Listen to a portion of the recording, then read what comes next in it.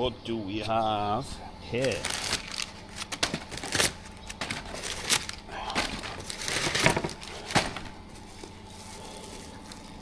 A spring. This is the front, 10 kilograms, 2 of them. And this is the 12 kilogram. This is the wheel for that thing outside.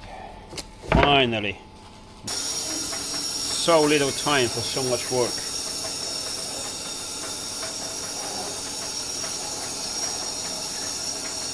And I need doing this as quick as possible. I'm not gonna cut obviously corners and all that stuff and any extras, but let's remember what happened with this car. This car obviously came as emergency. We thought there was something wrong just with the shifter. That's what the customer reported, and obviously when he came over to have an inspection, we find out not only the disasters, but quite dangerous work with the fuel lines. So I say, okay, leave the car here, I'm gonna fix it, because what we can see is gonna take me 3-4 days top, including the turbo system, and then everything escalated. This was much worse than it's supposed to be, or you already know if you don't watch the previous videos of this. And then it transformed into much bigger job, which, if, to be honest, if I knew at the beginning, I wouldn't take it, because it's just unfair for all the people in a massive waiting list to have someone jumping in front of them. 3-4 days in the grand scheme, because I waited a long time, not a big deal. But now this transformed into nearly a month, 4 weeks, which is unbelievably stupid, because besides finding out much more stuff to be fixed, I couldn't fix it now and then. Things had to be replaced, like the oil cooler and all the stuff, the sump, the oil pumps was fucked, so we had to order the bits, we have to plan for all the bits, order them. And that took a long time to obviously get the stuff arriving, correct stuff, everything arrived. Actually the last bits arrived this week, Monday. So yeah, it's just escalated drastically, and I feel a bit shitty about it, because if I knew it, I wouldn't have taken, because it's just not fair. I don't need extra job. I'm busy for the next 6 months working every day, so I really don't need it. But again, just wanted to help her out. The car obviously deserves a bit of a care, because it's a good car, really good bits. It's just, you know, it is what it is. So I made a call, and at the end, once now, obviously after, when I came to know everything what it was, because no one knew, me, the customer, no one knew. So it was just, yeah, I would regret that decision, but it's one of them. What would you do? Would you do? It's a situation without really a safe exit. Right, so now we got connected everything. Obviously the issue is gonna go here on the side of the bulkhead. Where bulkhead? This way here. All connected. We're not all connected, so you have to put these on. Battery is charging because it's flat. Oil is in, although this one is gonna take a little bit more oil, because obviously lines, filter, and the cooler over there, and that's it. Or the water line, this one I had to make one, the fitting, because the standard one, the one was there, it just wasn't good, so I made one. And water pipe goes to the same size as a standard, because they expand from the turbo and they go in the same place as a standard pipe. So this one had to replace, which I'm happy with, because obviously this plastic is not only is old, but it's just no, I'd rather those alloy ones. Because again, this one is literally missing the fitting here for that. Let's see if it starts. Alright, so the battery is weird, because it's been disconnected all this time and is no charge almost whatsoever. Obviously I had this problem before, because jump leads in the car. I've connected this battery, now we're on the charge, and should be enough juice to start it. Well, we did actually start it. I'm not gonna say this is bullshit, the first start, we just get it started. But it's still cold. I mean, there you go. You see I can put my hands on the manifold and everything. But yeah, it starts, go on. Yeah.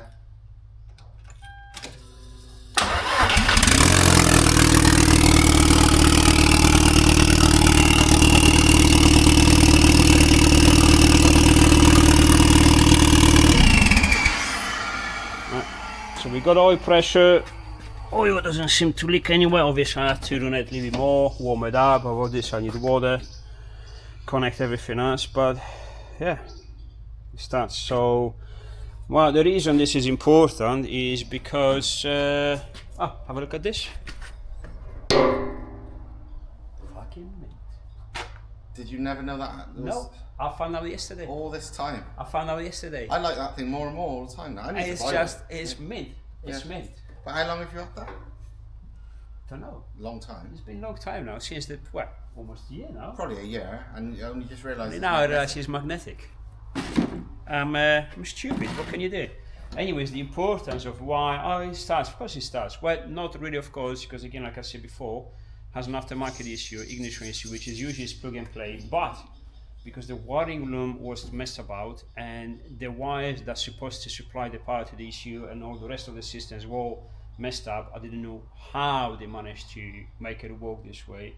I was worried that the pin out of the ECU was changed, because you can actually go inside the ECU, not inside the software, and change the assignment on the pinouts.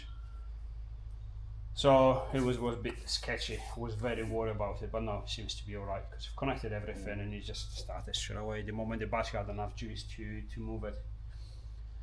But still loads to go. The full exhaust needs to be built, the full boost pipe on this side have to be built. Obviously charge cooler just reassemble. I'm not sure, do you remember how was the charge cooler? Actually, let me grab it, let me have a look. If that can go on as it is or not. Because that's a big question, is it? It looked to me like it was in a funny place, but I'm not sure. Oh Jesus, this is so heavy. Why is it so heavy? Why is it 60 kilograms? Why does it weigh 60 kilograms? I mean, you have to be mad to use such a heavy charge cooler. It's funny, you'll get people saying, oh, it's too heavy, then you get other people going, oh, it don't work properly, it's not big enough. Make your mind up. Yeah, exactly. Like, do you want it small or do you want it big? Do you want? Do you want it small or do you want it big? Nah, we're gonna leave it. That's just It's not beautiful, but if it's the right size, you're gonna leave it. Fuck it. It's been chopped with the teeth, but no, I'm being a dick. This is actually not chopped too bad. Come on. All so far was, but this is sort of alright. If it matches everything, I'm gonna leave it. As long as it's got a lip on the pipe, the joint you made, you know. Probably not. Well, I'm hoping this battery is gonna charge. So it's very weird. I've disconnected the first day. The moment it goes on the ramp, I've disconnected. Yeah, I mean, it's been disconnected the whole time. He did say he kept having problems with it, but it ran when it was here. Yeah, but when it's on the charge, the charge, you leave it for 10 minutes, it's gonna start. But then, well, it's been a couple of weeks now. How long has it been? 3 weeks now. 2 weeks. Yeah, too long. Weeks, I think. This is third week now. Way too long. Way too long. And I apologize to everyone who's waiting, because you know this is in front of everyone. I already said that probably 3 times, but it's not something I planned. This is. It went completely different ways that was planned. If I knew it would take so much, I would never take on, because not because I don't want to do the job, it's because it's just not fair to the people waiting in a long queue to have someone jump in front. This is all the reason. This is the main reason I'm not doing all the extras, because John wants me to do. I would like to do all the geometry and everything, you know, sort it out so he's ready to go on the track, but I just can't. I just can't. Even if he pays me twice the money, 3 times the money, it's like, I can't. This is already very unfair. You'd have to go to the back of the queue. Yeah, exactly. I mean, there is a lot of jobs that... 5 cars. If it was us, we would say we would... Oh. It just goes through... It's similar to our ones, where it goes through. Yeah, but ours has legs welded to the chassis. Oh, yeah. And then you bolted to those legs. Yeah, it has, yeah. This is just a cheaper one to... Because obviously this is to have the car eligible for the track days, because soft top. Yeah, some of them need a rear cage to even be allowed. Yeah. Even with a hard top. Yes. Because hard top is not a permanent hard top. Then yes. So this is just like a. Just to get away with it, yeah. Just to say, this is. That's safe. probably why it doesn't even come with spreader plates, because it's meant to pass the bloody, you know, to be allowed on track, and that's the end. Yeah, it's a bit of a. to stay with the regulations. Yeah, because you're right. Ours have got welded sections. It's charging. It's taking some power, but doesn't seem to pass 3 volt. I don't know. We'll see. Yeah, this hasn't got even the feet section. No? No, if you look. It's weird. The person who installed it just did it over the top of even the sound deadening in the floor. They just drill the holes. Just drilled the hole Put it on, straight through yeah. and put it in. But yeah, it's. I don't think this is someone else did a roll cage apparently. It doesn't matter who did it. It doesn't matter. It's Yeah, not it was like, the original before TT Spares. Before that guy bought it, this was already in the car. But it's like you said. I think it's just to say I've got a cage you're allowed on track. It's not going to do anything. yeah. To be clear, it's nothing to do with who did it, because it doesn't matter who did it. It really doesn't matter. It's like we don't have any beef with anyone, including the people who try to slag my stuff off. There's no beef. I'm too old, and I've seen too many. And it doesn't matter. It doesn't matter. I have no beef with anyone. Even when people are trying to slag my stuff off, I have no beef, because my stuff, my work, my beats speaks for themselves. I've been in this industry for over 20 years now. I really don't care about that bullshit. So I have no beef literally with no one, including the people who want to slag me off or anything. I'm criticizing the quality of the work no matter who does it, because first of all, if you do it yourself, it's your own safety. If you do it for a customer, it's customer safety. And when people, this is what happened with Doug. Now, Doug is a guy who was very unlucky, done everything absolutely right. He even bought wiring room, perfect example. He bought a reconditioned or rebuilt wiring room for the engine, looking very nice. And he was messaging like the car doesn't start, the car won't start, something wrong with your wiring room. And it's like, it's nothing wrong with the wiring room, it's nothing to do with my wiring room, because my wiring room comes off of a working engine, because we test them. We put them on the working engines, everything works, only then goes to the customer. So I know, but he was insisting, because obviously he bought new wiring room for the engine, or a conditional one. Mine was new, obviously something was wrong. So out of courtesy, I'm gonna make a customer happy anyway. I sent him wiring, the second one. He put it on, problem persisted. And eventually took the car over to hit. I actually had a video about it. Did I make a video about it? I think so. I think so. And turns out, when you remove the insulation from the wiring loom, I know how to do it, but they used a blade and they cut through the wires, and those wires were crank sensor wires. So the ECU never seen any engine speed. So would never start.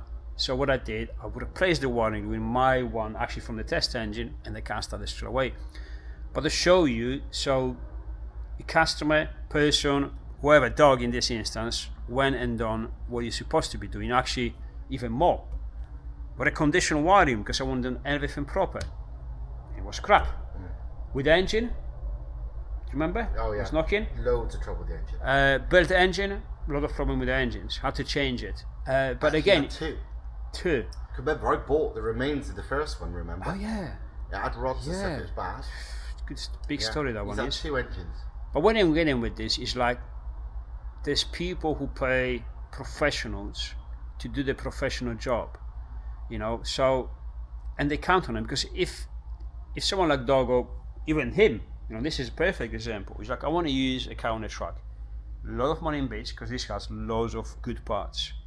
And the result is the car is very dangerous. Not just not right, awful. Like genuinely though. This we is driven it type of dangerous. With this stuff, I have a massive beef. This is something I have a beef with, because we telling people to don't do it themselves if they're not comfortable, and use the professionals. And this guy did. Well, turns out not, but that's what he had in mind. So that's something I have a beef with.